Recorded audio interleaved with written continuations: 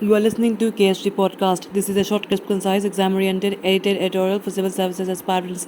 In this podcast, we are going to talk about RBI's new payment service for feature phones. Source for the content is Soumyarendra Barik's article for the Indian Express. The Unified Payments Interface or UPI service, which was limited to smartphones to date, will now be available for feature phones without internet, courtesy the Reserve Bank of India's UPI 123 Pay. The service is expected to benefit 40 crore feature phone users and is likely to increase digital financial inclusion, especially in the rural parts of the country. The initiative is envisioned to accelerate the process of digital adoption in India by creating a richer and inclusive ecosystem that can accommodate larger sections of population, the RBI said.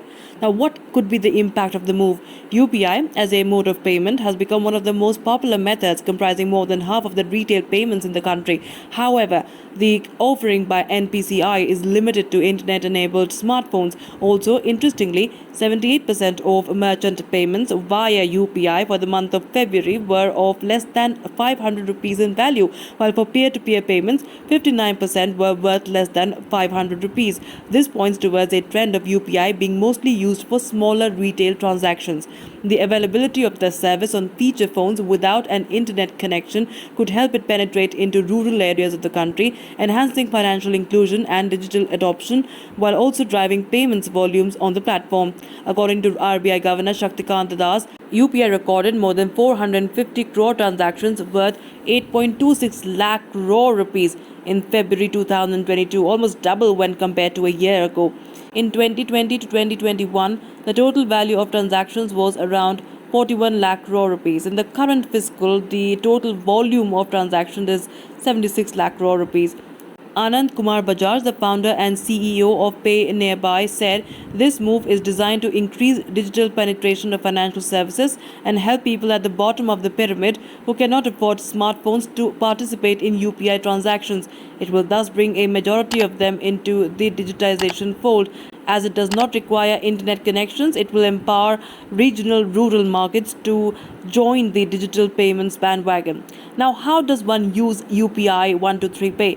UPI 123 Pay is a three-step method to initiate and execute services for users. It includes calling an IVR, that is interactive voice response number, app functionality in feature phones, missed call based approach, and also proximity sound based payments. The missed call feature would allow phones to access their bank accounts and perform routine transactions such as receiving or transferring funds, regular purchases, bill payments, etc. A user just has to give a missed call on the number displayed at the merchant outlet. The customer will then receive an incoming call to authenticate the transaction by entering the UPI PIN. The scan and pay function of UPI, available on smartphones, is not there on UPI 123 Pay. Now, how does it take the UPI program forward? Even though UPI can alternatively be accessed through the National Unified USSD platform using the code *99#, the process has not seen an uptick in adoption or popularity. However, with UPI 123 Pay, it would reach 40 crore feature phone users in the country, potentially making a material improvement in the way they access the popular payments platform. The RBI estimates that overall volumes on UPI will touch 100 crore rupees soon, and UPI 123 Pay could play a significant part in it.